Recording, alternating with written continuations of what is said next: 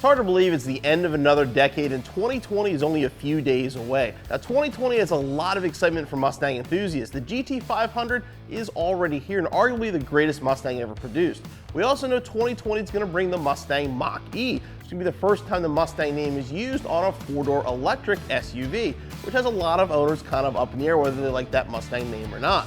Today we're not going to look at the future, we're going to take a look at the past and the last 10 years of the Mustang.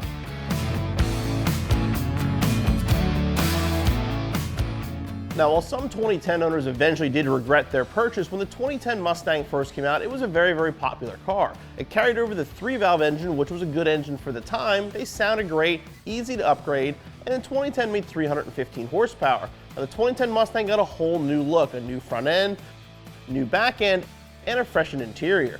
Your three options were the GT at 315 horsepower, the 4-liter V6 at 210 horsepower, and if you want power, the GT500 had the carryover 5.4, making 540 horsepower, making the most powerful engine in 2010.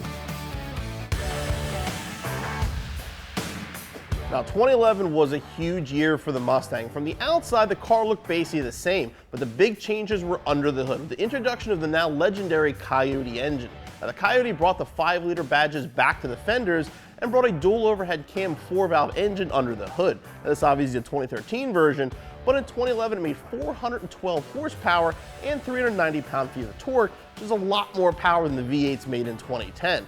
Even adding more insult to injury, the V6 Mustang got to 3.7 liter, making 305 horsepower, almost as much as the previous GT. In addition to the higher horsepower engines, we had two new transmission options for 2011, the MT82 6-speed manual and the 6R80 6-speed automatic. Now, if you're looking for power though, the top dog was still the GT500. Its 5.4 liter was now aluminum and made 550 horsepower, and the new performance pack option would add Brembo brakes, better tires, and a host of other upgrades. For 2012, the V6 and GT basically remained unchanged except for some color options. The GT500 also basically the same with the exception of the optional Recaro seats. The big news for 2012 was the return of an iconic name in the Ford family, and that is the Boss 302. Now, the Boss 302 is not just a stickered up GT. This car featured a better flowing intake, CNC ported heads, and forged internals, making 444 horsepower. Add the 19-inch wheels and improved suspension, and the Boss 302 was a serious track car.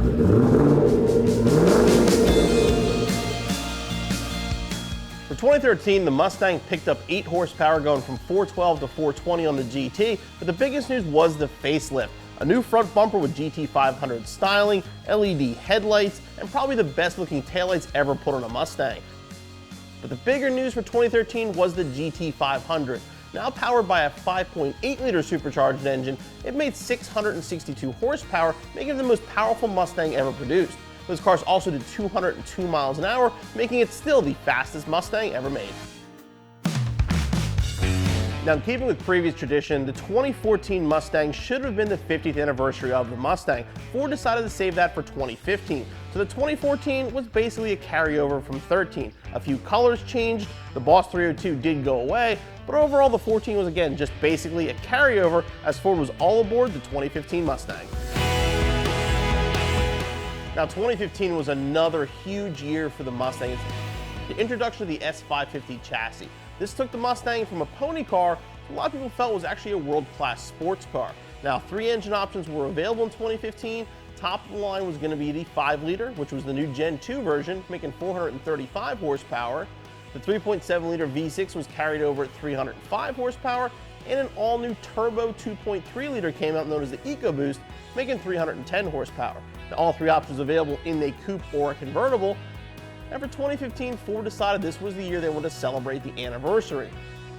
Now, this car here is one of the 2015 50th anniversary limited edition cars, and they made 1,964 in either the Kona Blue or the Wimbledon White with a bunch of special features.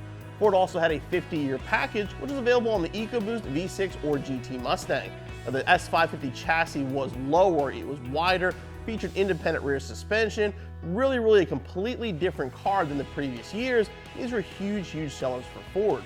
Now, the GT500 was gone in 2015, was replaced with the GT350. The GT350 had a 5.2-liter flat plane crank that revved to 8,000 RPM and made 526 horsepower naturally aspirated. There's also an R model available, which added additional features to the GT350. Now, the 2015 Mustang being a brand new Mustang front to back, 2016 and 2017 were just carryovers. There were a couple color changes, a few small options like hood turn signals in 2016, but for the most part, the 16 and 17 were identical to the 15, with Ford doing their next major change in 2018. At first glance, the 2018 Mustang was just a cosmetic refresh, and there's a lot more than that going on. Now, as far as looks, you got new taillights, new fenders, new hood, and a new front bumper, but most of the difference was under the hood and specifically in the chassis itself. Now, under the hood, with the new Gen 3 Coyote making 460 horsepower. This can be mated now to a 10-speed automatic, allowing these cars to run at the 11s bone stock. Options like Magna-Ride suspension, digital dash, and the active exhaust really took the Mustang to the next level. Now for 2018, you had two options. You had the GT or the EcoBoost with the V6 going away, and the GT350 was also still available. Now here we are in the present time, 2019. The 2019 Mustang was pretty much just a carryover. Now we had better stereo, rev matching on the manual trans, but the cars themselves were simply just carryovers, as are the 2020, as a lot of Ford's focus was on the new GT500.